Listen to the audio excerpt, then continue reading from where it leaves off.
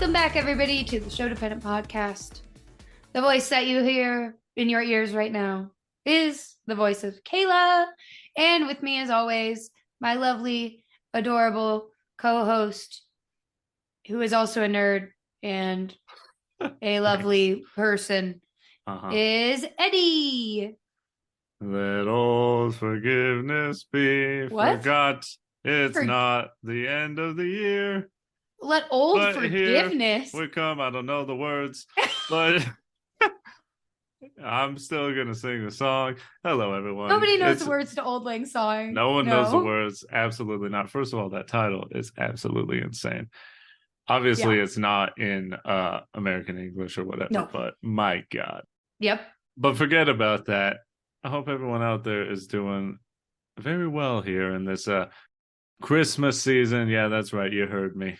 Thanksgiving don't have a season. That's the reason why I'm against it. It's not I'm against Thanksgiving as a holiday, even though parts of it I don't like. It's just that there ain't no season. It's just fall. So may as well just make it Christmas. And it is. And I'm happy to see more and more people adopting that Christmas season starts on November 1st. Mm-hmm. So today, Kayla, what do we have for all the lovely people out there? Because it's a little bit of a different one. Yeah, it's going to be our first attempt at kind of like a recap episode. This time around, we're going to be talking about all of the things that really affected us in the year 2022. We know that there's still a few short weeks left. Looking down at my watch and seeing, there's like, about 2 months left in the year. It's November. But we're going to be a little busy in the beginning of December. So we'll get to that. Yeah, we wanted to do our year cap. I like it. Yearcap. Yearcap. We wanted to do that a little bit early this year. Yeah, we're always, not myself. You are always early. I'm always tardy to the party. But Sho-Dependent, taking in that Kayla energy, will be very early to the year recaps, the year caps. Yep. Everyone else will be doing it around January. We're doing it before the year's even over. Mm-hmm. So because of that, we're not going to do a meet cute. We're not going to do getting to know each other because, everyone did the same thing. We all met the year 2022 on January 1st. And getting to know it is just going to be talking about the things that happen. There you go. Anything else to add before we get going? How are we feeling? How do you feel about doing this right now? Are you excited? Are you jazzed? Are you jazzed from the 90s? I'm feeling good. This is a rare early morning recording. I know. We never record this early. Luckily, my brain is already ready to go. I just want that noted because maybe we'll be a little bit more awake. My blood, as I mentioned earlier, is vibrating. I had too much coffee, so we're going to see how this goes. Well, let's hop on into it. It's what we did. It's what we saw. It's what we know. It's how we feel. It's the year 2022. Yearcap. Start off with a bang. Kind of important. Yeah. Super annoying, pretty dumb, but it was bound to happen eventually. The Sho-Dependent podcast got COVID. Woo! It is just, you may as well slap me in the fucking face. Oh my God. We hopped on that bandwagon. And oh God. I didn't know it was a wagon that I was even gonna hop on. I never wanted to. Yeah. No. It was pretty ass. And luckily, the Sho-Dependent podcast is double vaxxed up. What? We're like quad vaxxed. Well, I was gonna say, how many boosts? Double boost, triple boost? Yeah, we're double boosted. At this point, yeah, we're double boosted. At the time, we were only one boosted, single boost. You want to survive, don't you? Go get vaxxed. Go get vaxxed, girl. I don't know about you. I could just say real quick for me, it was truly, not even metaphorically, it literally felt like a slap to the face because I was sore, I was sick, but not too bad. Once again, hashtag vaxxed. Yeah. But I imagine after 2 years of avoiding it, I was just so pissed. Yeah. That was like the worst part. And everybody, we probably sound like broken fucking records because everybody has a story like this at this point. But it was just so disappointing. Yeah. It was like, God damn it. We had been trying our hardest. Obviously, we didn't try hard enough. Mistakes were made. We did a couple things that I think I feel like it was worth it, because we still had to live, we still wanted to see people, enjoy the companionship of other human beings. But yeah, we were just 100% the people who, for the first 2 years, didn't do anything. Always just stayed at home, masked up everywhere we went, no matter what. We even went pretty late into, 2022, still wearing masks. Yeah.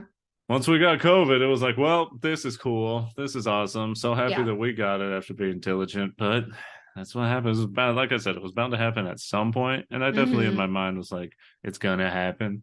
Yeah. But still could not fathom that it actually did happen. Yeah. And honestly, like you said, Eddie, it was like the worst part wasn't like, don't get us wrong. It was not a comfortable experience. Oh no, I was sick. We got very lucky. I mean, there are still people that suffer daily after getting it 2 years ago, if not close to 3 now. Oh yeah. So I mean, I don't want to come off as like ungrateful or anything, but the most frustrating thing about it was that we were quarantining in different households. Yeah. So we went like a whole week without being able to be with each other because we wanted to test negative before we got back together so we could protect our respective families. And yeah, it was just like really frustrating. And Eddie was just pissed the entire time. I took a lot of naps, honestly, so I was okay, but Eddie can't nap. Yeah, your boy Eddie is anti-nap. I'm joining the anti-nap party for the next election cycle. After feeling bad for, I want to say, 12 hours, because I did feel it. But after I tested, after I relaxed for a little bit, by the end of that first day, I was like, well, I'm positive for COVID. I feel pretty good. Guess I just get to do nothing for a week. And it's totally the case that a lot of people got during the COVID times, during the pandemic, and having to, quarantine or whatever, where you would think that having all that time to do nothing would be nice. But I guess I was just I was so not used to doing that. Yeah. Because we were going out and seeing people, that having to just be in my room by myself was just mind numbing. And I mean, I got my games, I could stream, I could have done all that, but I just had like no motivation to do it because I was just like, I just want to go outside. The universe just spat in my face. Yeah. When you can do it, you don't really care. But as soon as someone tells you can't, you're like, that's the one thing I want to do. I just want to go outside and not worry. And obviously, as you said, a lot of it was I just didn't want to get my parents sick. So I was just like, I'm going to be in my room. I ain't doing anything. I ain't taking any risks. Yeah. And, luckily they were fine. So it was just funny. I was a lot less miserable than you. I felt like a prisoner because my mother would legitimately like make me a meal and then put it like, at your text door. me. And then I'd run down real quick with like double mask on it. Oh, thank you. And just run back up. Oh, God. Yeah, I was a lot luckier in my situation because both fortunately and unfortunately. Yeah. Well, yeah, I mean, lucky it was because I didn't. My parents got COVID. Yeah, they did. So it wasn't that bad because I was able to like hang out with them and socialize, and I didn't have to isolate because we all had it. So it was just like, nice, misery loves company. Well, I think that's enough about COVID. I think so. You've heard so much of it over the past 2.5, 3 years, and we're all tired of it, but it was definitely notable because it finally got us. Got us good. I do not pay attention to the world as a whole. I'm just going to say that. But you know what I am going to pay attention to, Eddie? The fucking World Cup. Oh, here we go. Ole, ole, ole, ole. Hell yeah. It's not even here yet, but I'm so excited. That song is and forever will be the best World Cup song that has ever existed and ever will exist. Right now, in the back of my head, it's just, do you really want it? Here we go. Ole, ole. Ole, ole, ole. We have a Winter World Cup coming up. This is going to be freaking Merry sick. Christmas. Also, why did they make Santa sexy in those commercials? Excuse me? What do you mean? What? Excuse me. Have you not seen the commercials for the World Cup? No. It's like a sexy, suave, foxy Santa. Damn. Well, I mean, Kris like, Kringle. This is the best gift I could give the world this year, and it's fucking soccer. Trow? Oh my God. It's a candy cane. Yeah. Santa's got the curve and everything. Slay. Santa slay. Oh my God. Yeah, Winter World Cup's going to be dope. it'll give me something to root for in this life, Yeah. I mean, we're gonna be busy, but it's gonna be so enjoyable. I miss soccer. I miss giving a fuck about any Oh sport at yeah. all. Our local team disbanded, stopped Mm-hmm. going, so that was a big bummer. And I definitely do miss soccer. I miss it a It's lot. show dependent here is definitely not a sport at all, you know? You can put that in writing. Show We dependent is not sport dependent. not at all in any shape or form. I'm actually in many ways anti-sport just because I'm ridiculous, and when I dislike something, I go a little too hard with it And that's sometimes. that's why I love you. You know? But one sport I will always support is soccer slash football. Football. And the World Cup always gets me excited. I'm always in. I want to watch as many games as possible, all of them if I can. Mm-hmm. It's just such an experience. Yep. What an amazing idea. Whoever came up with the World Cup, deserves a nice fat kiss on the mouth. pretty sick. And it's just wild. It shouldn't be in Qatar because that's why they're doing it in the winter because it's just too fucking hot there. Yeah. But it'll be something special. Yeah, I think it will. I am always down for the experience of seeing people come together for a common love. It's a unifying thing. Exactly. The beautiful game. It's either through a mutual enemy or a mutual love, and the mutual love is a lot nicer. Let's rejoice in the beautiful game. You remember absolutely. that World Cup song? I do not. I believe it or not, do not have a playlist. I will be stronger. They'll call me freedom, just like a waving flag. Oh damn! I do know that. Remember? Song. I do. Beautiful. I remember listening to that song and crying. Yeah, it's a gorgeous message. Anyway, Shall we move on? We need to get into some more messages that we loved throughout this year, specifically in movie form. Yeah, if you've ever listened to Sho-Dependent for more than one episode or taken a look at our titles and the things that we've done, it was definitely not our intention to be mostly a movie podcast. But we watched so many movies. Yeah, and we're going to try in the next year, 2023, to branch out and do a little bit more non-movie stuff. But it cannot be said that we do not watch a ton of movies. Yes. Because a lot of the things that we loved this year were in the movie theater. And we're just going to go through a bunch of the movies that we saw this year chronologically as best as we could. Yeah. And sort of take you through our journey in the cinema. Also, really quick caveat. This is probably the last thing I'll say about COVID. I'll do my best to keep that promise. For sure. But I think the reason that this was such an impactful year is it really was our return to theaters because we had not gone in a very, very long time. Like Eddie said at the start, we tried our best to kind of stay out of the world as best as we could, but we hit our breaking point and movies really are a passion for us. So this is like just the highlights of what we loved and what we saw.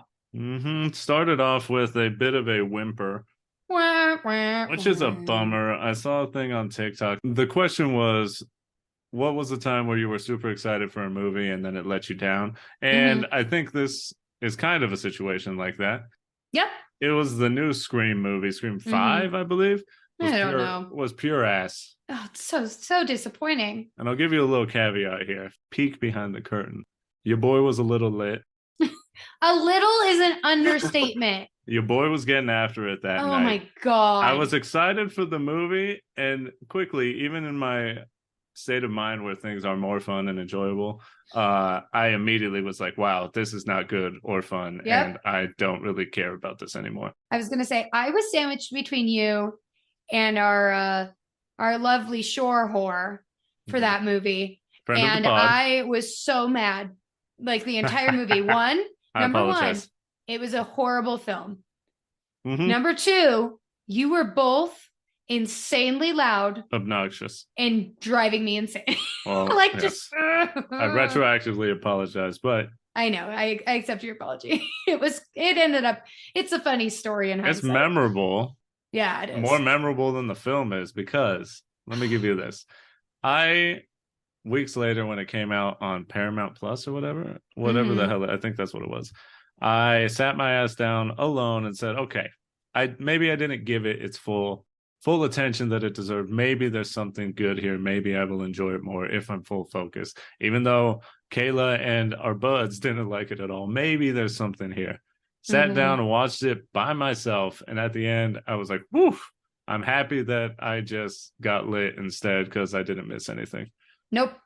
Not a good movie, highly forgettable. Really hope the next one is better, but there's some weird stuff going on with the casting and where they're going with that.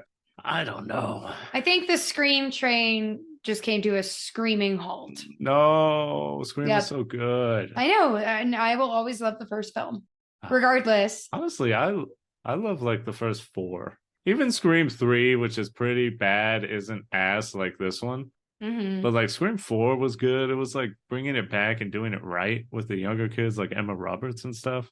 And it was really good. And it's just, what a bummer. Hopefully they correct it. And I mean, we're sort of getting into, because a lot of this stuff you could maybe expect episodes on in the future.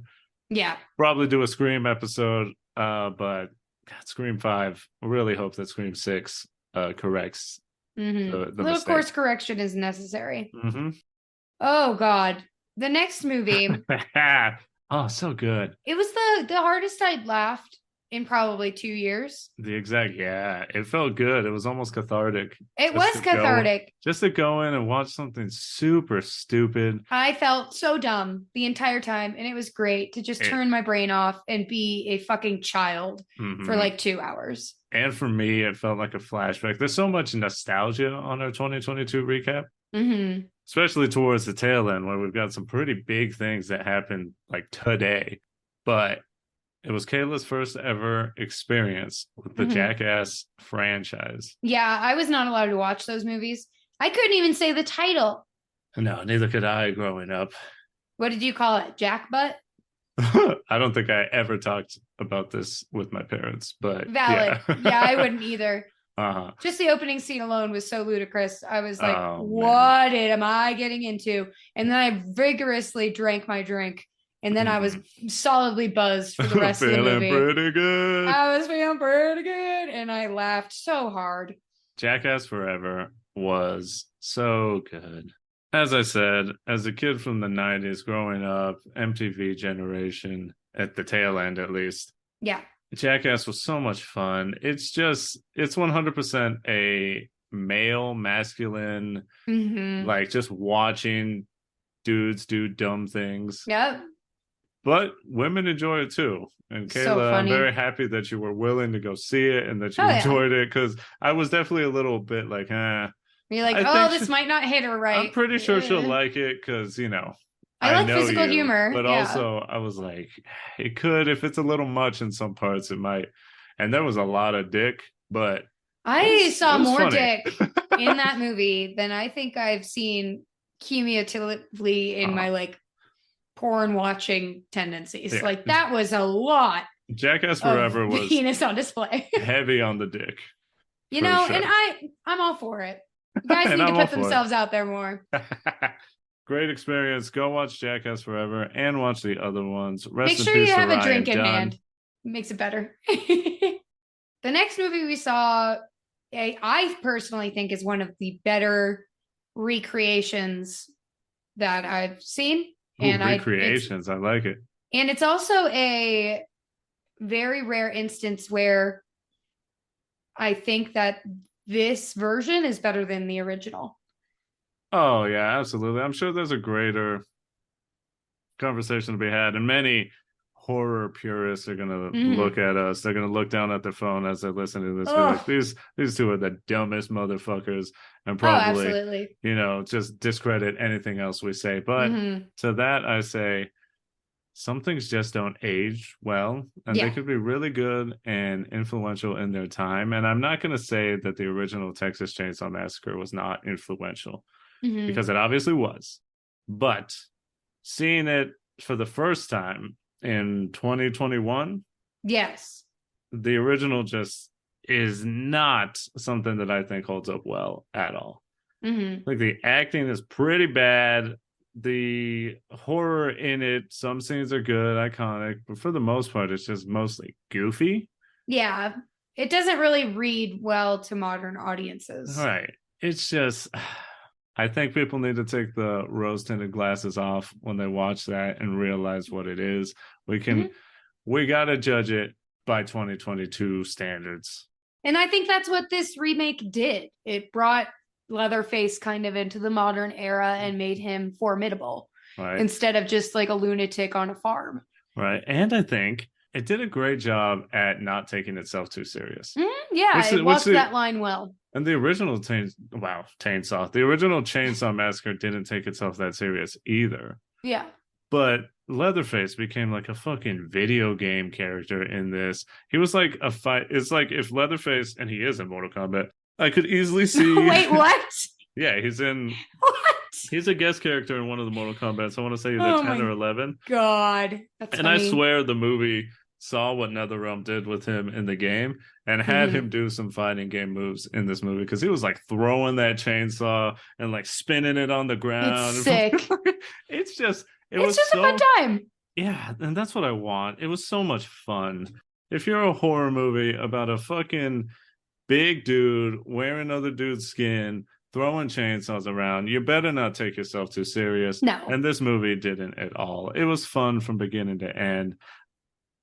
Like I said, myself, Sho-Dependent, we are not huge fans of Leatherface, Texas Chainsaw to begin with. No. So that could be it. Again, I'm sure there's people out there pounding their head against the wall, being like, wow, how dare they? But some people just don't like the same things you do. No. And I never want to see the original Texas Chainsaw again. No. I definitely want to watch this one again. Mm-hmm. And here's the thing. If you disagree, that's fine. We can have different opinions. Also, go start your own damn podcast. What? Hi, welcome to the Anti-Dependent podcast. We heard what Eddie and Kayla said about Texas Chainsaw, and now we're just going to go against everything they say on every episode. Our names are Ketty and Ayla. Oh, God. Yeah. Oh, my God. So we're going to flip a fucking 180 right here. Oh. Well, not a 180. It goes from, I guess Scream would be the antithesis of this experience. My childhood crush became Eddie's childhood crush. That's right. And we were both crushing real hard in this movie for nearly every character, I think. It has adorable qualities. This legitimately reminded me why I love Batman, why I love cinema. This was cinema. We had fucking cinematography. I had not seen a movie that energized me this way in a long time, in like 2 years, you know? Yep. The Batman. Yep. Came out in March. Robert Pattinson. In Robert. There. I saw this man on screen and I was like, wow, Batman. I'm looking at Batman right here. Life-changing heat off this movie. Loved it.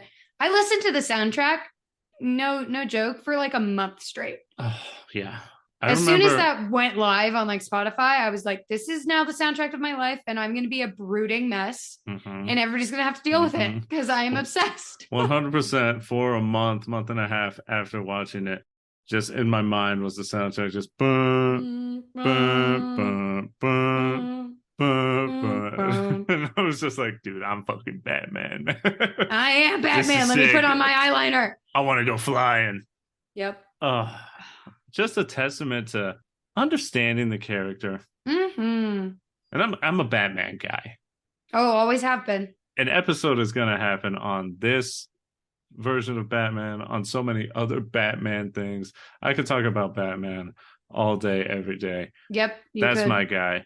And like I said, seeing Robert Pattinson on the screen, I feel like everything he did served a purpose. Flowers for him. He is definitely getting recognition now that he deserves and has deserved for a long time. We need to go watch a few of his other independent things that I've known amazing things about. I've been a Battinson. There you go. I've been a Robert Stan for God, almost 15 years now. But I just want to say, I feel like his acting in his eyes in the film. When I watched it the first time, I was like, this man is acting so well in a cowl while wearing bat ears. And you could just see the passion in his eyes. I was like, this is insane. When he looked at Catwoman after putting those contacts in, I became a puddle. I was like, oh my God. And the tension. Robert, stop looking at her like that. Get a room. These two in the chemistry. room together, it was like, God, I need to see them make love. I know. and they didn't. And I was so disappointed. They edged us, man. I was sad, but hey, it was great. Oh my God. It was so good. We watched it 2 times in the theaters. I wish we could have seen it more. Now, since it's come out on HBO Max, I've fallen asleep watching it countless times. Yeah. It is so good. It's a new Halloween movie too, because it's based on The Long Halloween a little bit. Which I read. Woo-hoo. Yeah, it's so good. It counts as a Halloween movie. I could go on and on. The last thing I want to say here before we do the episode for the Batman later. Never gonna forget when Kayla and I saw it opening night, just a theater full of people, when Selena Kyle, Catwoman, when she walked in, which was played by Zoe Kravitz. Yes. When she first appeared on screen, there was an audible gasp from the audience. There were people just like, oh, and I did it too. I was like, my God. I went, yeah. Oh. I think some people were sucking their teeth too. Yeah. It was yeah. Uh-huh. It was a bisexual dream. It was amazing. It's always nice when a group of people can come together and just agree on one thing, and that was definitely a moment. Uh-huh. Amen. Something that was not a moment for us. We're going to spend very little time talking about it because honestly, it's another failed horror movie in my eyes. Yeah. It just didn't do what I wanted it to do. And not only that, just I did not enjoy watching it. Was the movie X. Yeah, I really don't remember it at all, to be honest. It was forgettable. Wait, is that the one where they started off with like a porn crew? Yeah, and then it just became like a stupid old lady killing people. And granted, we're talking about a horror movie. We just talked about a fucking crime-fighting vigilante guy dressed as a bat and a man throwing chainsaws. But X was it was that step past where I couldn't suspend my disbelief anymore. Yeah. Where I was just watching like a decrepit, what looked to be like 80-year-old woman murdering all of these young, strong 20-somethings. And I was just like, yeah, not only can I not get behind this, but it was just fucking dumb. Yeah. I'm just kind of burnt out on the extreme ageism tropes. I'm tired of seeing children. And I'm tired of seeing naked old people. Oh, so many naked old people, yeah. Yeah, I'm done with it. I'm done. Yeah, honestly, really don't remember most of it. Kid Cudi was in it, which was funny. We saw him naked a lot. Yeah, with his fake penis. Yep. His dick may as well have been one of Dr. Octopus's arms, because that thing was slanging. That was the only real takeaway. Other than that, I mean, Mia Goth is a good actor. I'll give her that. And Pearl seems more interesting than X. It sure is more of a meme. Yeah. Oh, yeah. But probably never going to see X again. I'm good with that. Yeah. A movie that we need to watch again. Oh, my God. Let me say this before you go on. Go ahead. When I saw The Batman, I was like, wow. Yeah. Not seen a movie this good that has made me feel this way in such a long time. When am I ever going to feel this way again? And then apparently, we saw like 2 weeks later. Yeah, Everything Everywhere All at Once. And I was like, ain't no way that I saw like 2 life-changing films in the span of like a month. Like, how did this happen? It truly was the gift of the pandemic pushing everything to 1 year. And I think that's why we just got banger after banger after banger. Because these movies would have been spaced out. Yeah. But man, Everything Everywhere All at Once had me feeling all the emotions. Every single emotion you can feel, you feel in that movie. And primarily had me fucking crying. Truly one of the best movies I've ever seen in my life. Absolutely. Easily top 10. It was so poetic. And if you haven't seen it yet, I highly recommend it. There's no describing it. Just go in and watch it. Yeah. And a lot of people are saying these things about movies nowadays, which is kind of what we already subscribe to. We don't watch trailers as much as we can't, and this is a movie where I think you go in blind and you're just along for the ride, and you're going to feel everything that a human can and should feel, and it's going to feel good. and really bad in some points if you've got some trauma, especially in relationship to your parents or family. Uh-huh. But like Jackass Forever, Yep. which you weren't expecting this. I please figure how this is going to tie in. It's cathartic. Oh yeah, It's good. absolutely. Yeah, it makes you want to break. It makes you want to fix broken things. Mm-hmm. It's a very Yeah, motivating film. there were many stories on TikTok because, without giving too much away, this is definitely about like a parent um daughter bond, mother Mm-hmm. daughter bond, I will say. I don't know why I was trying to be so vague with it, but it had a lot of people watching it with their parents and wanting to fix things after Yep. and wanting to make things better, which if a film can do that, beautiful. Yeah.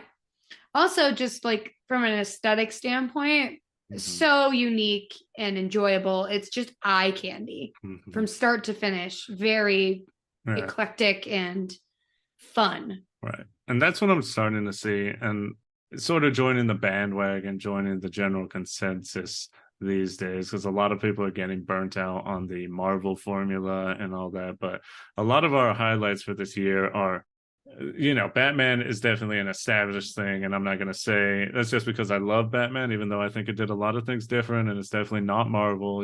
It's fully DC and good shit and all that. But a Mm-hmm. lot of our other movies that we really love this year were just not Marvel, just Yeah. new and fresh and different things. And Everything Everywhere All at Once was just so different from the same things we've been seeing. Mm-hmm. Even though it does the multiverse, it does it better than anything else you've ever seen. Yep. It's just, I mean, I want to talk more about it, and I want to talk about the lines that like broke me and the scenes Mm-hmm. that had me Yeah. making my mask just wet.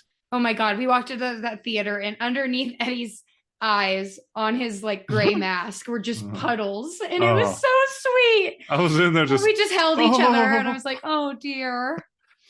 we're And I gonna do, also cried, but nah, it was not visible on my mask. we're gonna do an episode on it Oh, at some point, absolutely. and it's gonna be Yeah. good. Something we will never do an episode on is Because something we, that we've never seen, yeah, but something that we should mention is Morbius. yeah, it's Morbin time. Oh my God, kill It's me. Morbin time. A movie Jared we, Leto needs to go live in his cult circle and never come out, I wow, think. no, he's a weirdo. He did Yep. make that banger song though. Oh, yeah, 30 Seconds to Mars, Yeah, totally fine. But Jared but Leto as a person, I'm done. yeah, we did not watch Morbius, but it was definitely a meme, a moment that would not die. No. That people trolled the studio so hard, and because everyone was making fun of it so much, but then turned that into like, we love this, please bring it back to theaters. That the studio brought it back to theaters, and then it did horrible. Oh So it was just God. a proof that memes can force companies to do things. Memes change the world. Yeah, it was just the meme that kept on memeing, and Mm-hmm. man, it was fun. It was It was fun fun. to just watch from the outside. I'm sure the movie's not great. Oh Might be no. fun to do just a little stupid watch along just to make fun of it, but Yep. Oh boy.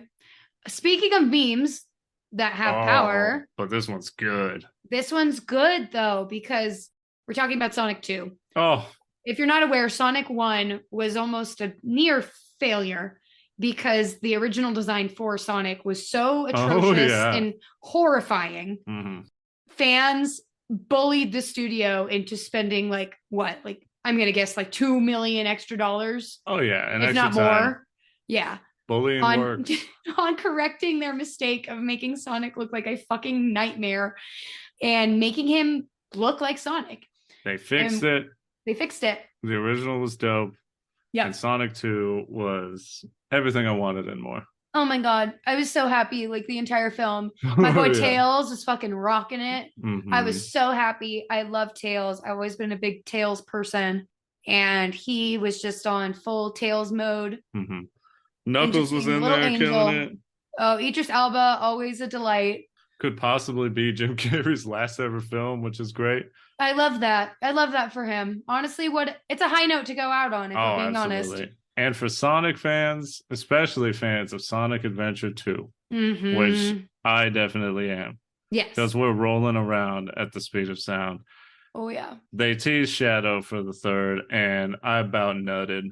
I Oh was yeah. like, whoop! And not only that, they said that it's going to be, it's going to take story notes from Sonic Adventure 2. So Amazing. I cannot wait for the sequel. It's going to be so good. Sonic is kind of like the bookends of our pandemic experience. Yeah, it's weird. It's really interesting. Oh, Very fun. but we got another 1-2 punch. Bop, bop. Because there was a week, I believe Sonic 2 was part of this week.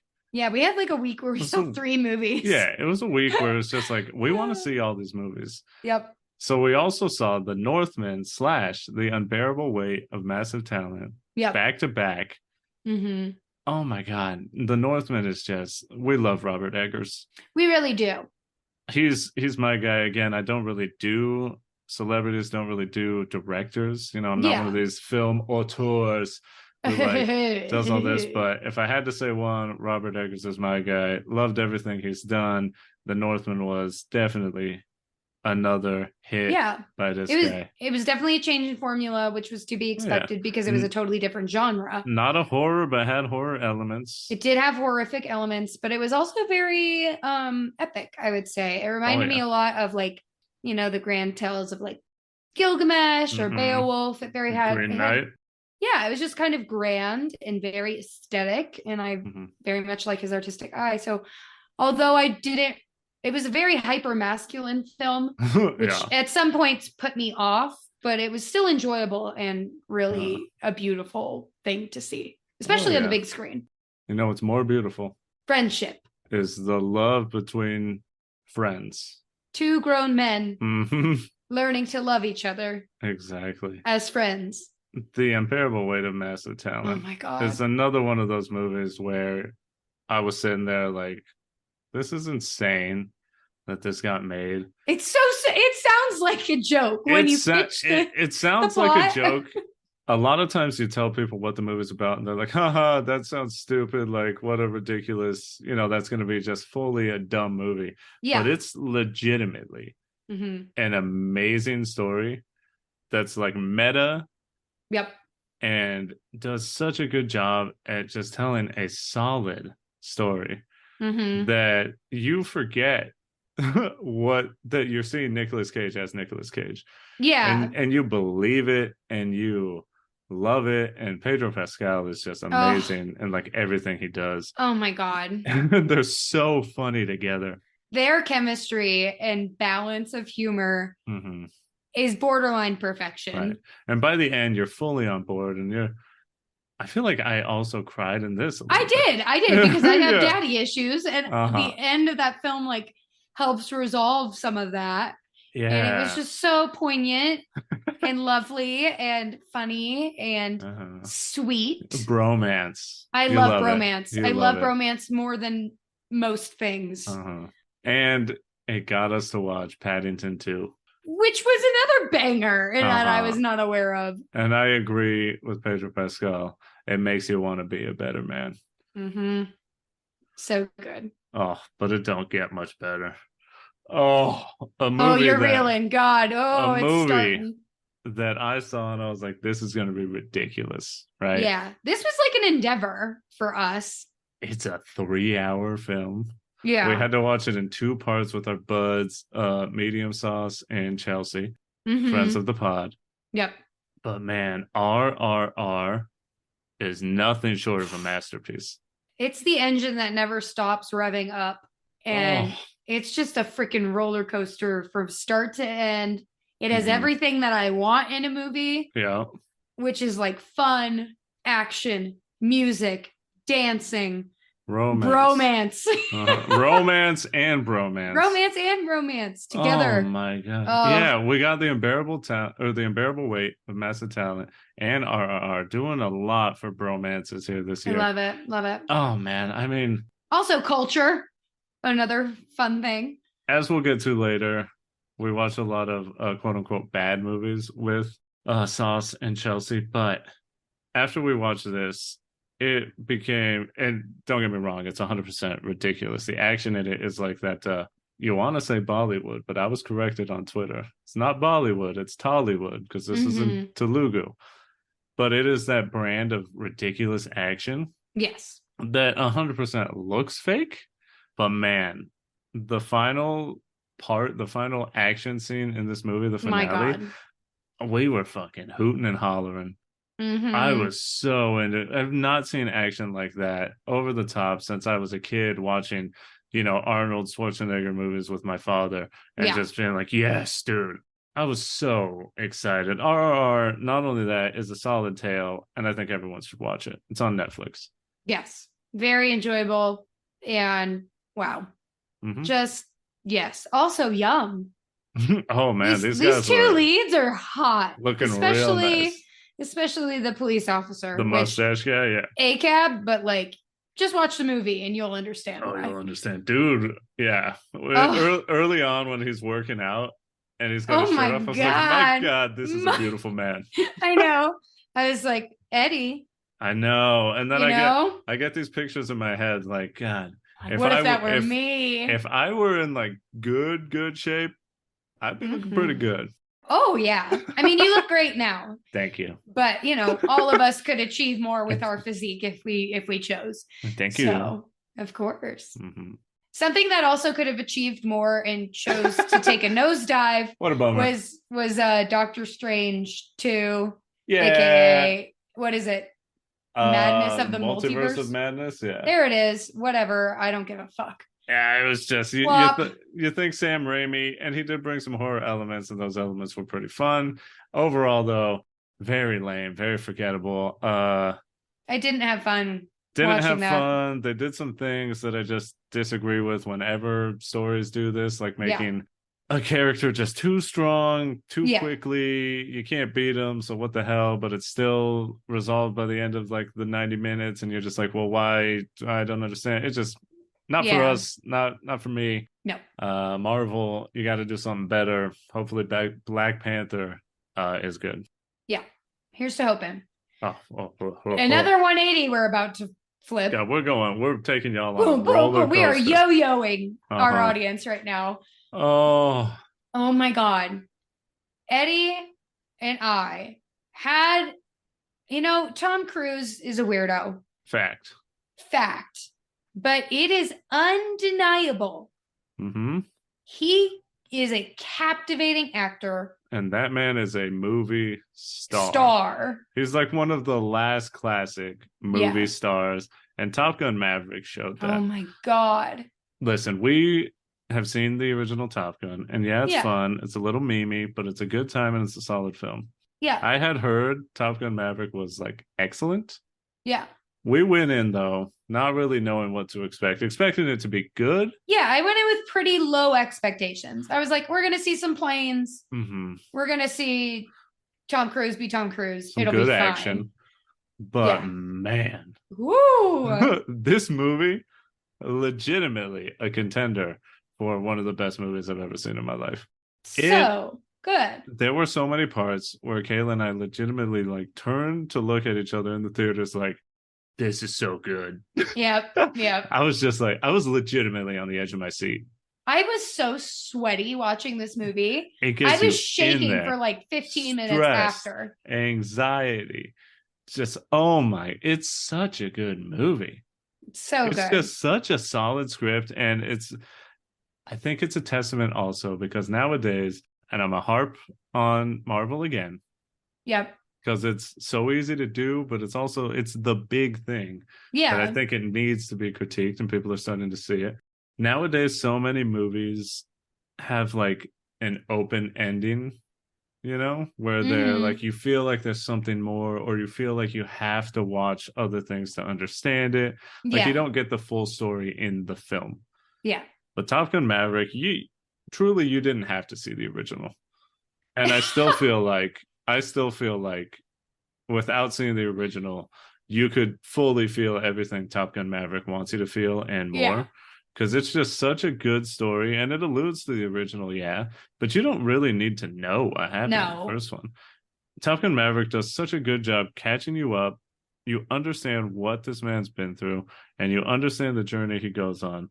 By the end, I think anyone watching this movie would be like, wow, that was fantastic.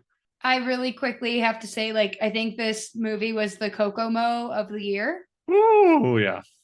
Because, like you said, because when we had talked about like the journey Uh-huh. that the song Kokomo takes you on, Mm-hmm. it's the same exact shit in Maverick. TC. Like, oh my God, Tom TC. Cruise, you brought it again. You told a story. You left us just feeling good. Mm-hmm. You done did it again, guy. Loved it. Absolutely. Another movie that had me feeling pretty good Mm-hmm. and happy and kind of with a renewed sense of like, oh, like there are more exciting stories to be told. Interesting transition you're taking. I don't know how to transition. Yeah, I did. Where were you going for? I was trying to say that Black Phone Uh-huh. took the premise of a horror story and kind Uh-huh. of made it more of just like suspense and action Oh yeah. with a really captivating young male protagonist, Oh yeah. which I feel is kind of rare in horror. Mm-hmm. And I really liked it. And I thought Ethan Hawke kind of knocked it out of the Oh, park. how could he Black Phone not? was really good. And Eddie, you got to Oh read the yeah. original text. So Black Phone was so good. It's going to turn a lot of people off because you think it's a horror movie, and obviously, yes, it has jump scares, it has horror elements. Definitely as more people would say, a thriller. At the end of the day, though, if you can get through those things, if those things aren't like major turnoffs for you, or you yeah. can't watch, because there's some people that just can't watch horror. It's not fun for them. It's not enjoyable. If you Mm-hmm. can get past those things, what you get is an amazing story. I think at Yeah. the end of the day, The Black Phone is just a super solid story. Yeah. It was so good. I found out it was a book. I went and listened to the audiobook. They made some changes in the film I think were completely and totally justified and did a lot of service to the story as a whole. But the original, super good as well. And Mm-hmm. if you want to, go listen to it. It's in 20th Century Ghosts, which is by Stephen King's son, Joe Hill. And it's funny, just as a little fun fact, Kayla and I were at Target the other day, and I saw that after Black Phone, they sort of rebranded his book as Hmm. like the Black Phone Chronicles, and like Weird.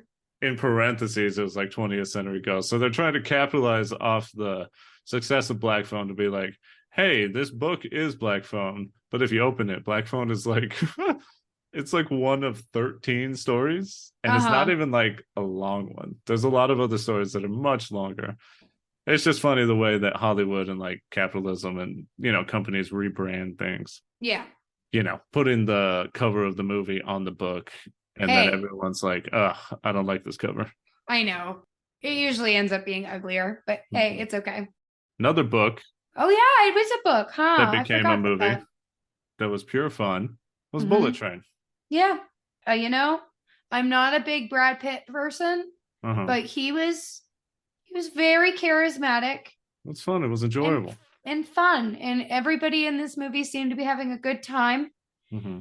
And that is something that always attracts me to a film is when you can tell that everybody involved is having a good laugh and Having a enjoying laugh. themselves. Having a laugh. Have a bit of a laugh, Lemon. Oh, Mm-mm. tangerine. Tangerine. Was it Ladybug. tangerine? It was the Yeah. spicy one, right? Yep. My God. Yeah, he was. Jesus, there were It's some so attractive funny. men that were in our lives this year Yeah. via film. He's a good looking guy. Aaron Taylor Johnson. I Oh remember my you and God. friend of the pod, Melissa, Yeah. definitely looking at each other like, I was like, look at this Jesus man. Christ. Every time he took off a layer, I was like, oh my God. He's a handsome man He and is a really good is. actor. He And really is. The a new accent, a too. new Woo. fresh thing, unlike other things you've seen. Mm-hmm. A new IP. It was good. Bad Bunny did a good job also. Mm-hmm. Sort of revitalizing things again. Love it. The movie Prey Oh, is so good. so good. Queen. Queen. Yes, for Indigenous Oh representation. yeah, so good. Indigenous representation. The Comanche dub is not great, but I guess they did that even though there's a whole thing behind that. But we don't really need to get into that so much Yeah. now. Overall, amazing representation. Not only that, we have a woman protagonist, and Mm-hmm. you're gonna have all these quote unquote alpha males shitting on this movie and being stupid because they're insecure within themselves and don't understand Mhm. not only that women can be strong because they have their little, oh, I'm a man, and shut the fuck up. But also, Mhm. they also didn't understand the movie and understand what it was telling. Yes. Prey is a prequel to Predator, and Prey is essentially all the best parts of Predator and why that movie was amazing, but done slightly better because Mhm. Prey was just an amazing tale of a woman surviving, adapting, learning, and ultimately showing just how strong she is, not physically, but mentally. Mhm. An Oh amazing my God. film. It deserves a watch. Yeah, I mean, and it was also I watched Predator essentially in chronological order because I Yeah. had never seen Predator. So I watched Prey first and then we went and watched Predator and I was just like, okay, this is a really good story and Oh, it's such a fun franchise. it's really enjoyable and like just shouts out to everybody involved. It's really cool to see indigenous actors in the spotlight. I'm Yeah, loving as this the like lead. yeah, I'm loving this huge wave of representation and, getting all of these people's voices and cultures and languages heard by everyone because they are worthy and amazing stories that need to be told, whether fictional or not. Mm-hmm. I think it's great. And I really hope to watch this movie again in the near future because it's Oh, yeah. enjoyable. It makes me happy. Always good to see more representation. Yeah. It makes a difference, especially for Mm-hmm. the children who look up and they see people like them. It makes a Absolutely. difference, even though people claim that it doesn't. Well, they've never been that child They've looking for never been the someone. one that hasn't been represented. Mm-hmm. So they wouldn't know. Switching from there, Yeah. Barbarian was a good movie. In your opinion, Oh, you don't think it's good? I didn't like it. Okay.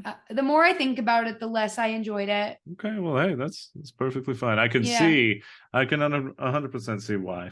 Mm-hmm. Overall, I think it's a good movie. I think it is a movie that deserves a rewatch. You know, You have fun with that. wow. Another late Not even night. trying, huh? No, no, I'm Okay, done. that's I'm fine. That's fine. first impressions are the only ones I need, Oh, Because sure. Okay. because I feel like every time I give a movie a second try, Uh-huh. I just end up with the same opinion I went in with. Yeah, that does seem to be the case. We've done that a few times and Yeah. on the rewatches, but I'll say this. Yeah.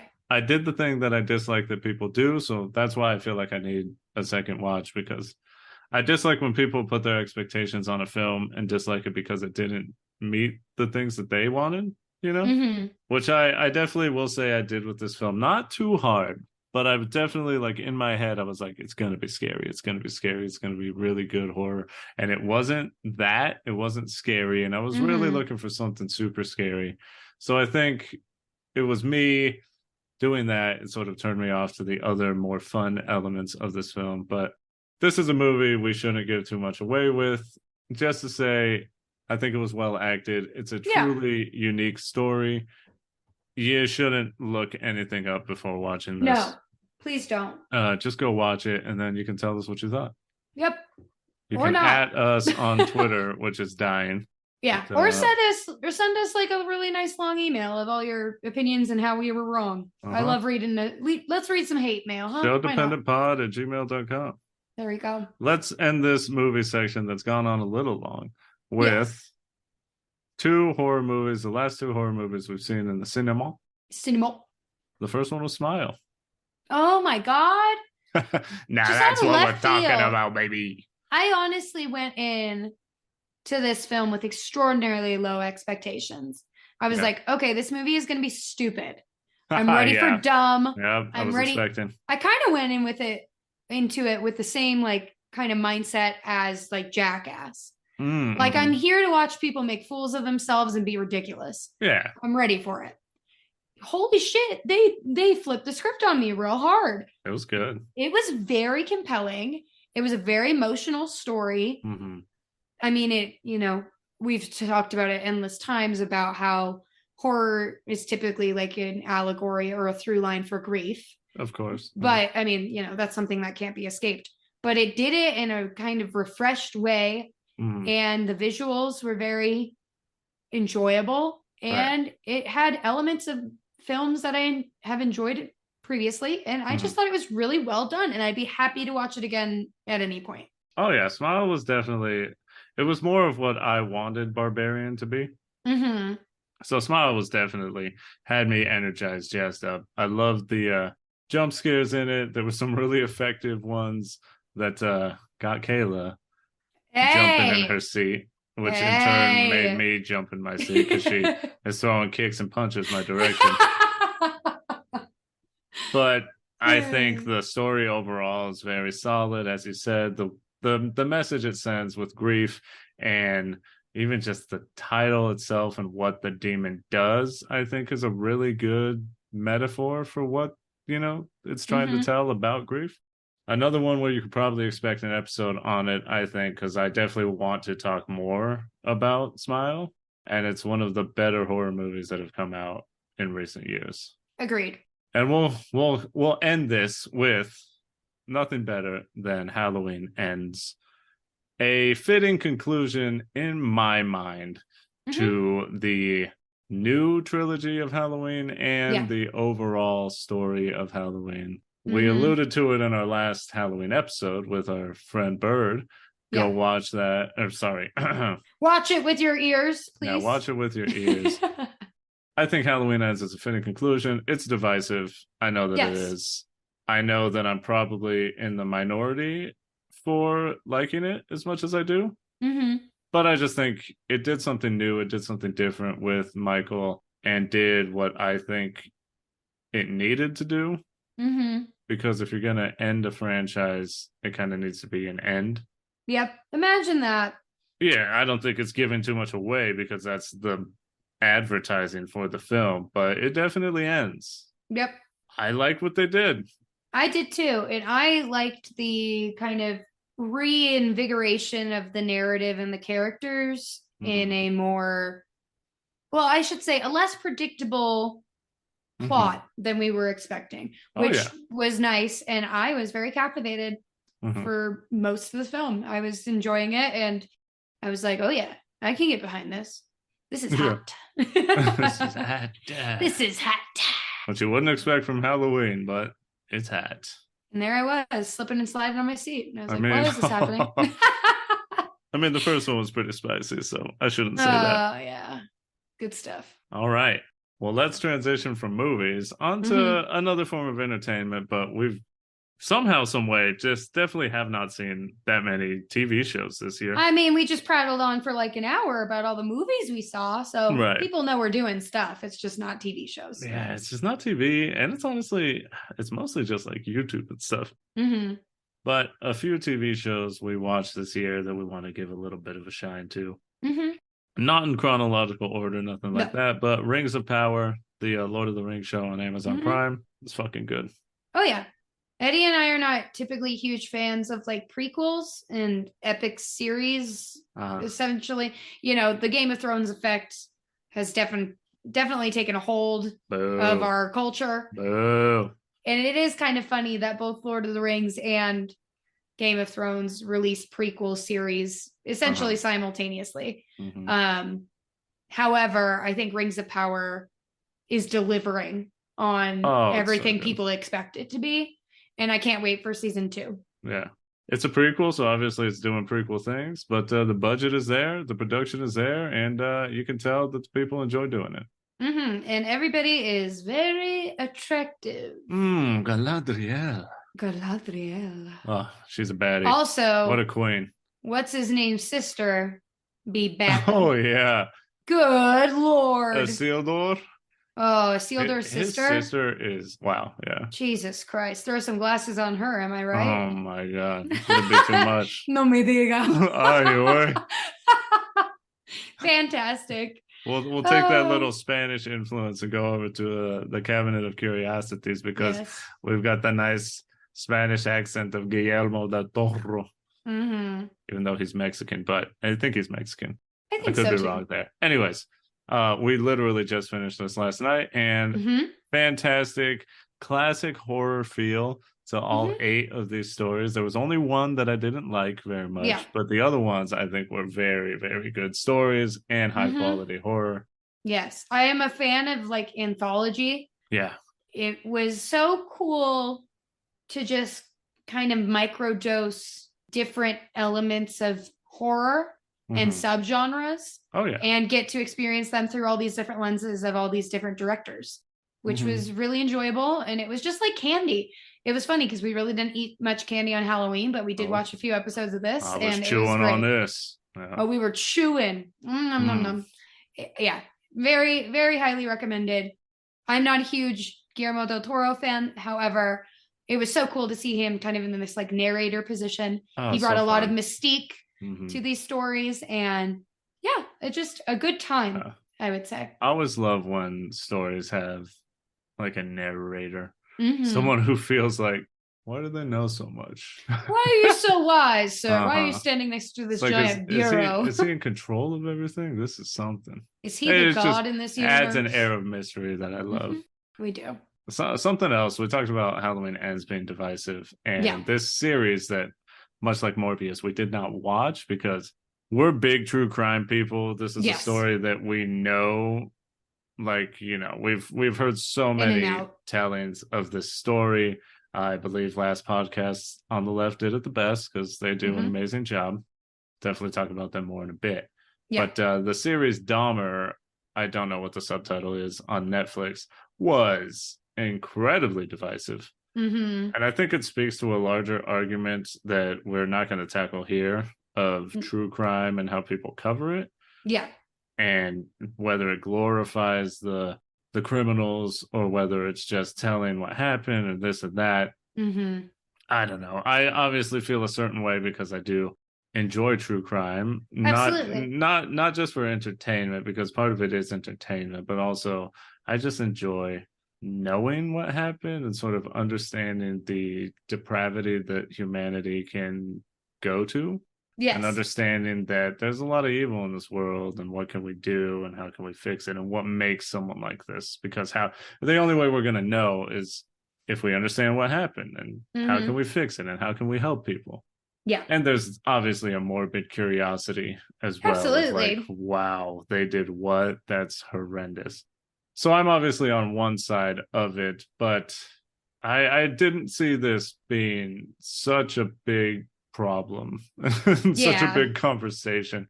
But apparently it was one that people wanted to have, and they did. I definitely understand where some people are coming from. There are things about the way killers are glorified that I highly disagree with. That's why the people that I enjoy the most, again, we'll talk about them in a little bit, but last podcast on the left and a few YouTube channels like Coffee House Crime, the way they cover them, I think, is good because they very much at the end of it say, or during it say, this guy was a piece of shit. He was a loser. He was a scumbag. And very much make it clear that while we're talking about this guy, we want you to know that this guy's a fucking loser. And he should not be revered in any way. No. But yeah, true crime is just by nature very divisive and controversial. Another thing that is divisive and controversial, religion. Yay! Which religion, you say? Mormonism. Who covered Mormonism this year? A lot of different networks. But who did it the best? FX. Who is our leading man in this retelling of a very apparently boring book that Eddie attempted to I was not a fan of the book. Drag his way through. But the titled miniseries Under the Banner of Heaven. Oh, with my guy Andrew Garfield. The first time in my life I have not been attracted to him. playing a Mormon cop. My Brother God. Pyrie? Turn me off harder, Trio. You weren't attracted to Brother Pyrie? No, I was only attracted to him once he kind of ended up giving up his faith, and then I was like, okay, I'm down with this. God, that's like a 1-2 punch of like unattractive things. So I know. Mormon cop.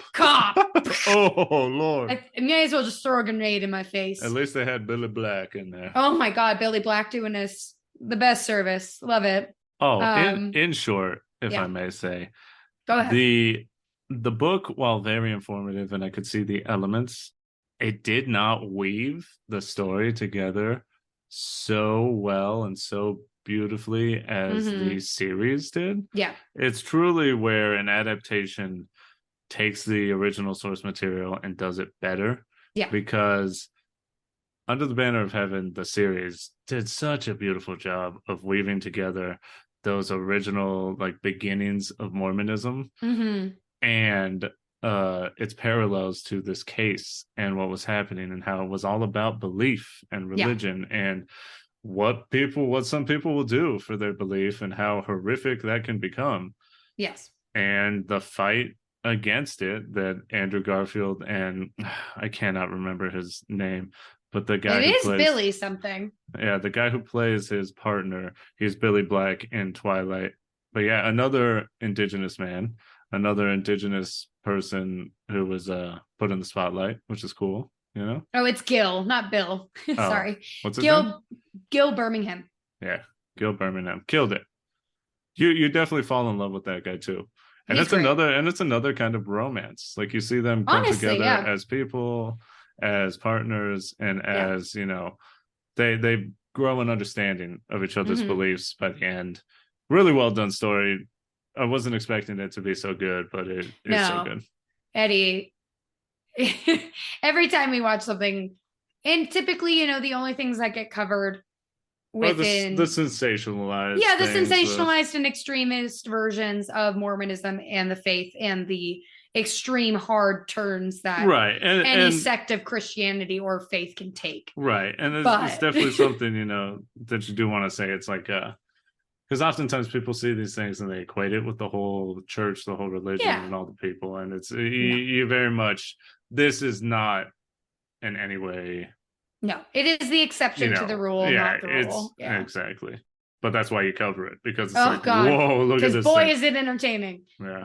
Woo wee. Yeah. Very, very good television. Probably the best show I've watched in a decade Oh, easily. fantastic. Yeah. Very good. Something else we love that also has questionable morals. Yeah. Temptation Island was back, Oh, baby. baby. We got to do an episode on this. Oh God, I don't even Temptation know how Island. we'd cover it because there's just so much drama. Yeah. I've been a fan of, Trash television. trash TV. I grew up in the 90s. That was what MTV, VH1 became, was just Yeah. all reality, all trash. Hadn't felt this way about a trash TV in a while, though, because Temptation Island really got me fired up. It's just so fun.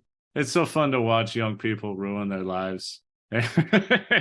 They seemingly go into these things, and some of them, just don't want to be in a relationship. And it's fun to just watch them be ridiculous, get drunk, make mistakes, cheat, cry, all these things.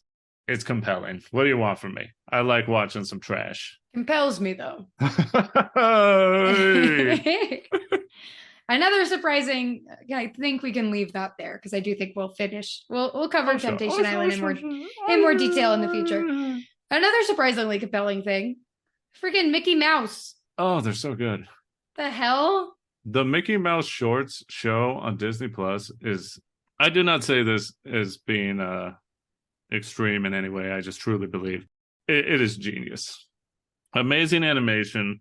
They do so many episodes based on different cultures around the world, and they do those episodes in that language.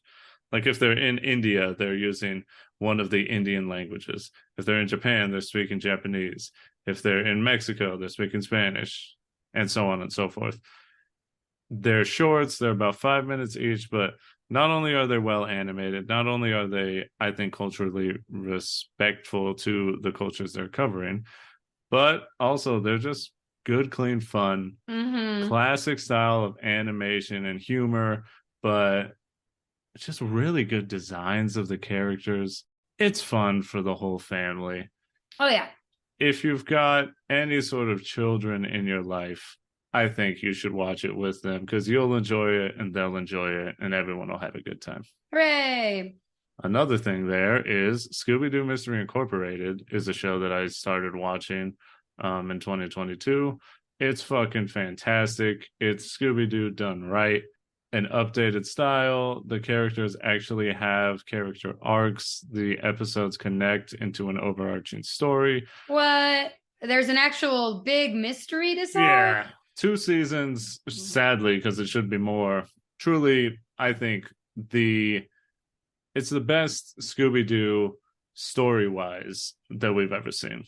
And lastly, for TV shows, we have to add, because today woke up and saw that in the Pokemon Journeys anime, which is the continuation of the Pokemon anime that we all fell in love with, if you're a big fan of As Pokemon, youths. way back in, what was it, 97? 8? Something like that, Yeah, I something want like to that. say. 25 years ago, our boy Ash finally became the very best. He won something called the Masters Tournament. So he's the champion of all the champions. Little Pikachu got him the fucking dub because, of course, it had to be. And I was legitimately, I woke up, rolled over in bed, got on my phone, got on Twitter, saw this, watched the clip, and shed a few tears because not only is it nostalgic, but it's like the culmination of a 25-year journey. And for someone born in the 90s who loves Pokemon, who grew up with it, it's hard not to have it bring a tear to your eye because you're like, he finally did it. This is Mm-hmm. insane. And the animation was great. And I mean, man, for me, I hope that this is the end. I can't think of a better way for them to cap Ash's journey and then start fresh for the new generation because it definitely felt like, as a lot of things are starting to be when you get older and stories maybe run their course, or maybe, it's time to give it to the new generation. It kind of felt like me as an old man. So I'm Mm-hmm. 31, about to be 32. It kind of felt like you know, it's time to hand it off to the new generation. Yeah, it was Obviously, like a salute. I still love Pokemon. I'm going to play it till the end of my days as much as I can, but it sort of felt like like the your time with this is over Yeah. and it's time for the new generation. Because I think a lot Mm-hmm. of times people, they get mad at things for being made for kids nowadays. And it's like, well, it's being made for kids, man. You're an adult. Yeah, maybe it's get over it. maybe it's not for you.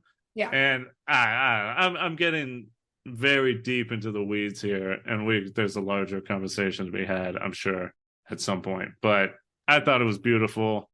Grown man crying about a cartoon show and anime, but whatever. Say what Mm-hmm. you will, I ain't got no shame.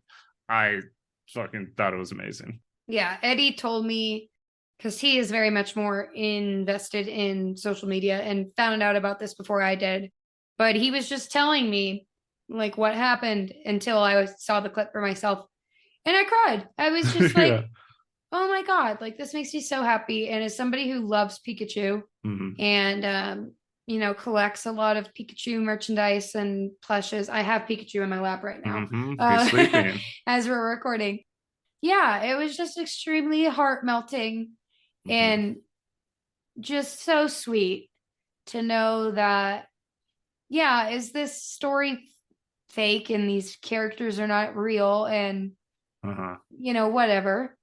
But it moved me on a Mm-hmm. very deep level. And it was just like, I don't know. I guess that's just kind of the root of all nostalgia is like finding those things that you cling to Mm-hmm. and honoring them. Yeah. And it was so nice to know that Ash, who is representative of our generation in so many ways, Mm-hmm. accomplished his life goal.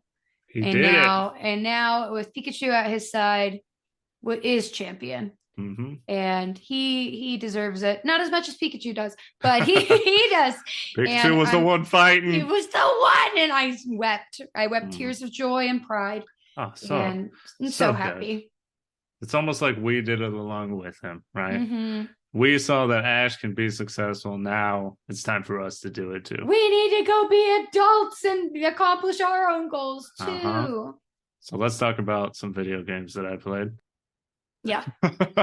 As we're talking about being an adult, staying with Pokemon Unite, the Pokemon MOBA, super fun. Nowadays getting a little annoying, but that's competitive games in general. It's been good for me, good for the stream, and I've enjoyed it overall.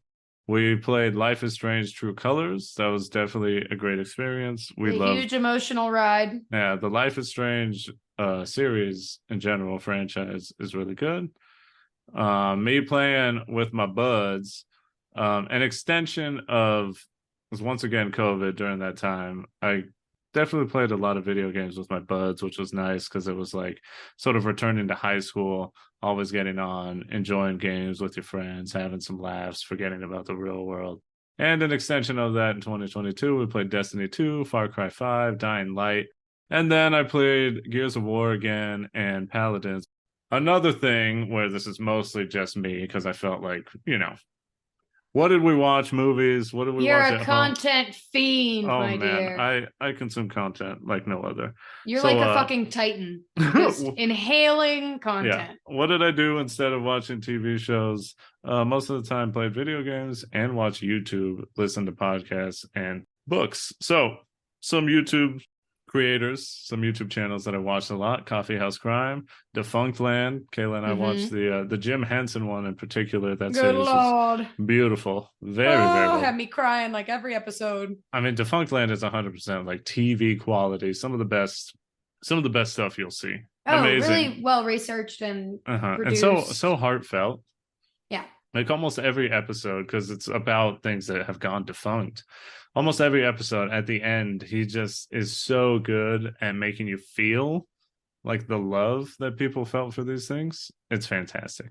Internet Today is like, I watch it every single time it comes out. It's where I get a lot of news from also, and they do amazing work.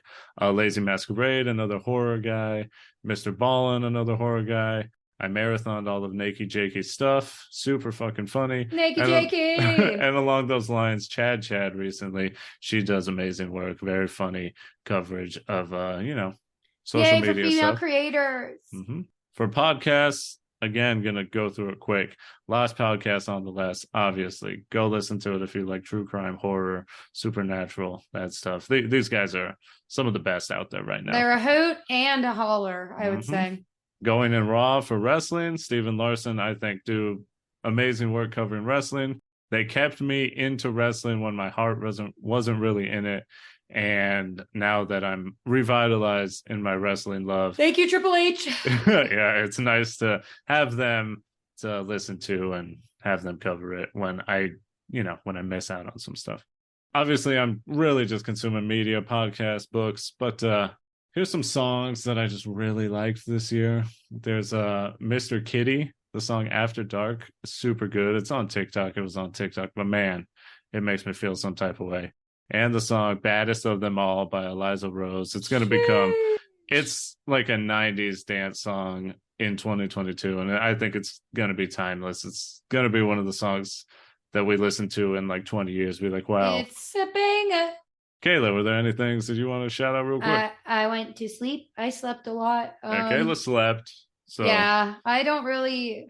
My battery is like so much smaller than Eddie's.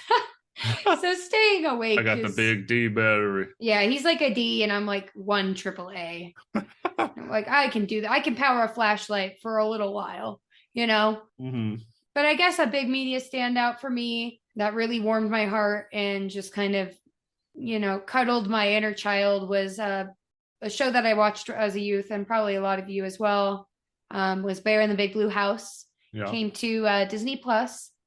And yeah, I was just reminded of the kindness that we all owe ourselves, and like the gentleness that we should treat each other and ourselves with. Yeah. Bear is such a big comfort to me even today. Like when I watched that first episode again, I shed a tear because I was just like, oh my God, like when I watched this show, I felt extremely safe and smart and capable and comforted. And Bear just, I don't know, he's just like such a nurturing presence. And yeah, that was like a huge highlight. Yeah. And of course, TikTok is always there for me around the clock. Oh yeah. So much fucking meme and content and audios are stuck in my head for forever and always now. And I really hope that this platform does not go anywhere fast, because not only is it a great outlet for creators, but it's a great outlet for people from every corner of life, for good or for bad, but hopefully more for good. Yeah. And yeah, I love TikTok, and I'm happy that I was able to overcome my addiction within a few days and just have a healthy relationship with it instead of being on it for potentially 8 hours a day. So I'm good now, and I'm grateful for it. All right. Well, it's time to end off with a few personal things. Some Yeah. sad, mostly good things, though, happened for us in 2022. We'll start off with a bit of the sad and then take Hmm. you on a journey to the good things that are happening lately. As Yeah. you know, if you look at our picture for Sho-Dependent, we've got a cute little cat on there. And unfortunately, we had to throw a halo on top because I'm gonna cry, but at the beginning of the year, we unfortunately lost a little baby. Hmm. She was an old little baby, but They're always babies, right? yeah, Yeah. and it's definitely something, definitely Yeah. like my first experience, um, knowing the love for an animal, Hmm. and I don't know, even though it wasn't my cat, it definitely, gave me an Yeah. understanding and help me understand why people get pets and why I want a pet and the joys and the sadness that comes with that Yeah. coming to an end. But overall, you know, Yeah. amazing memories. And yeah, it was a tough start. Yeah. It was a hard start to the year for sure.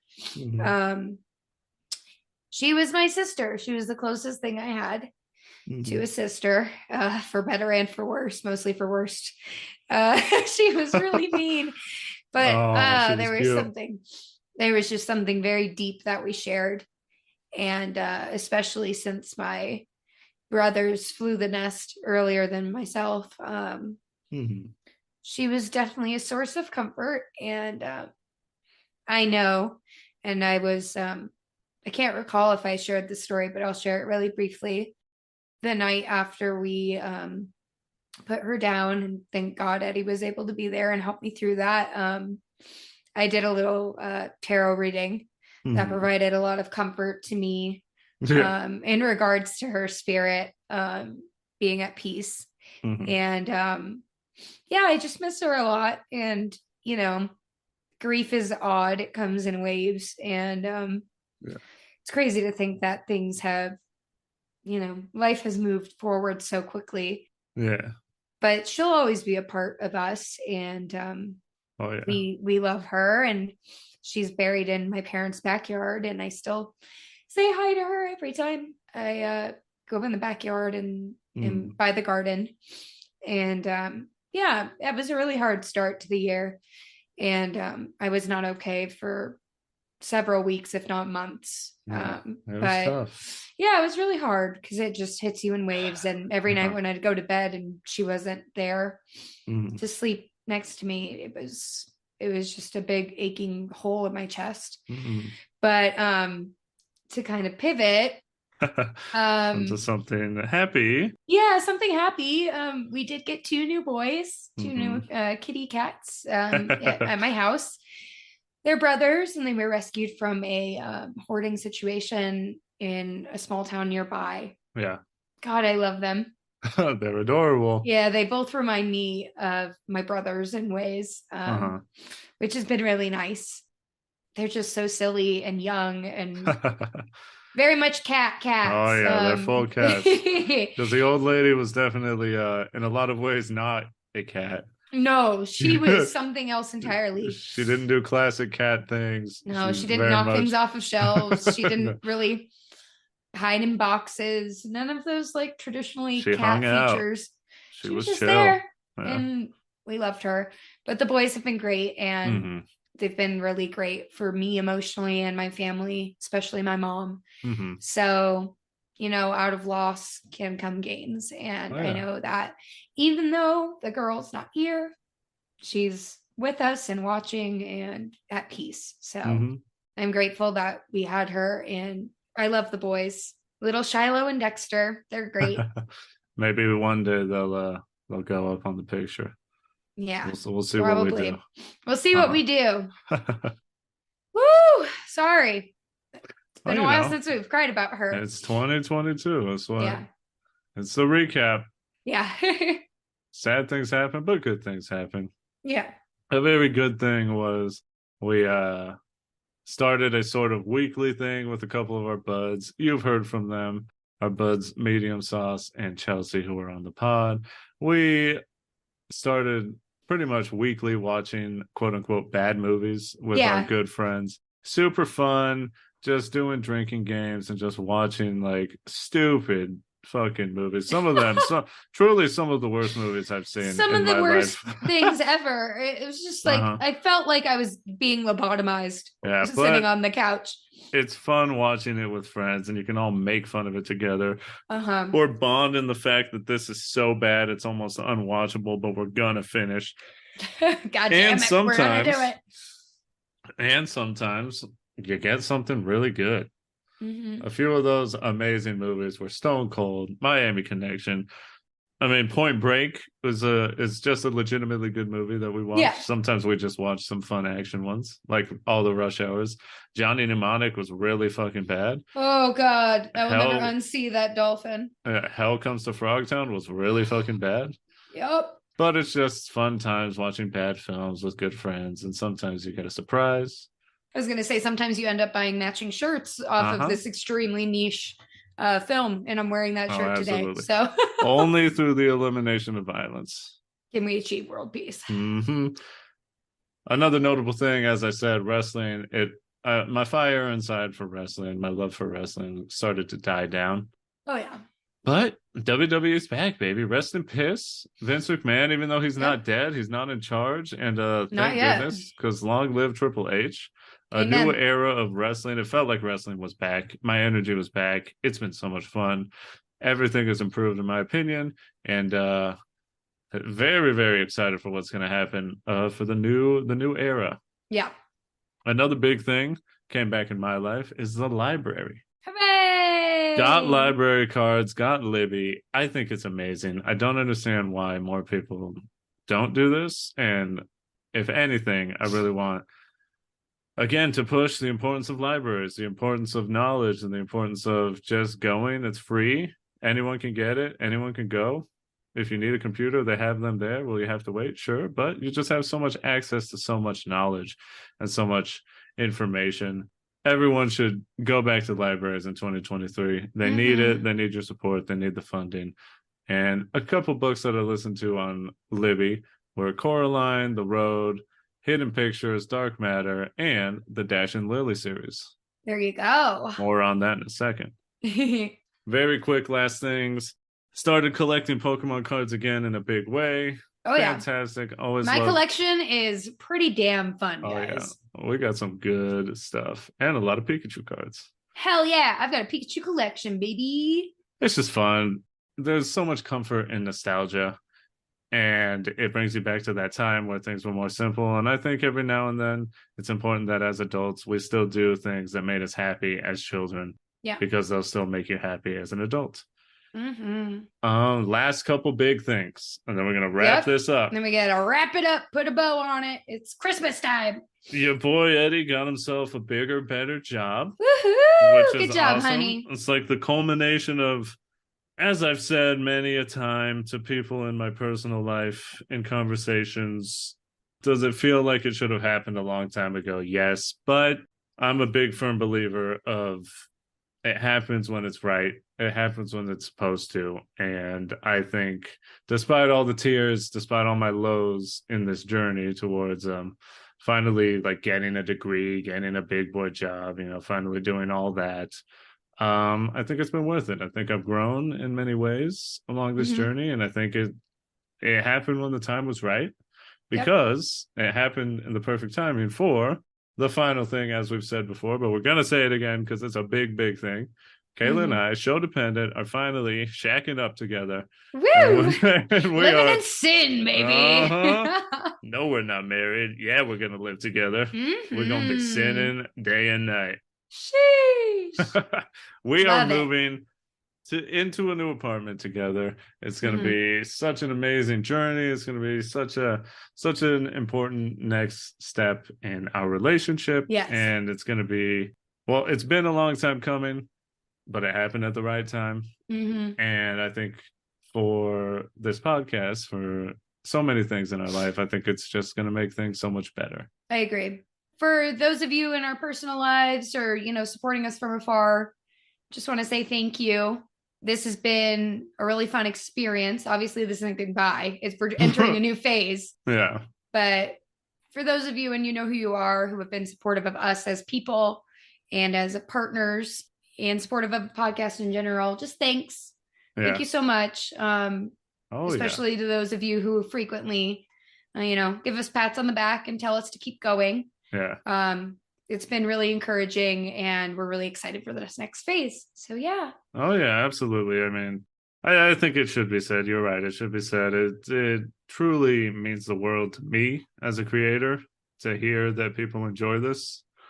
So at the risk of crying again, I just want to say the biggest thank you for any people that support us. Even if you just download it one time, give it a listen, tell one friend, it means the world to me because it lets me live my dream a little bit at a time. So yeah, we're micro dosing end goals is what we're doing, and it's great. Yep. And with that, we should say the biggest heartfelt thank you.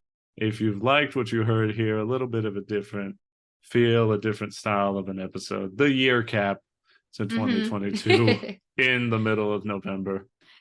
Well, on Thanksgiving is when this is going to come out. But if you liked what you heard, click follow, put on downloads, spread the word. Tell all those who are important to you in your life that they can find the Sho-Dependent podcast on Apple Podcasts, Spotify, Google, wherever you listen to podcasts, we will be there. You can follow this podcast on Instagram, on Twitter until it implodes at Sho-Dependent Pod. That is SHO Dependent Pod. If you want to give me a follow, I'm at Victor V. Sweet on Twitter, on Twitch. Expect more fun, good new things now that we finally will have a space to create more consistently and be more of ourselves. Kayla, my love, where can you be found? Find me packing some more goddamn boxes.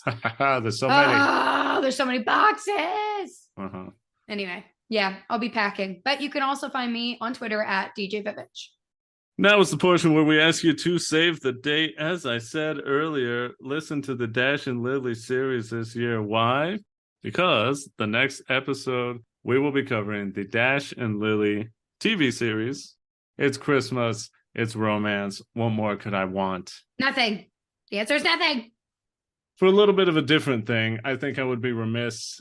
I don't like to date episodes too much, but on this day, not only did we find out the happiness of the whole Ash Ketchum situation in Pokemon, there was also sadly a very big loss in the world of comics, in the world of just media, in the world in general. I would be remiss if I didn't say rest in peace to Kevin Conroy, who was the voice of Batman. He was my Batman. He's the intro to the character for me. Batman, the animated series. A pivotal moment in my life. Truly the first Batman that I was ever, introduced to. He's the reason why I love Batman so much. He's iconic. Every time in my adult life when I heard, like with the Arkham series, I heard that Kevin Conroy was going to be he was on the cast as being Batman in that video game franchise. I knew it was going to be something big. It legitimately got me excited. Obviously, other voice actors do a good job, but as for many people, Kevin Conroy is Batman to me. He's the voice that I hear when I read Batman comics, when I read Batman anything. He's the voice that's in my head because he's just synonymous with Batman. So, it's just sad. It's a sad time. Obviously, Batman will live on, and Batman is great. He's in great hands with other voice actors and other live action actors who are amazing. But at the end of the day, I just want to say there won't ever be a Batman as iconic as Kevin Conroy's, and there won't ever be another Kevin Conroy. So rest in peace to him.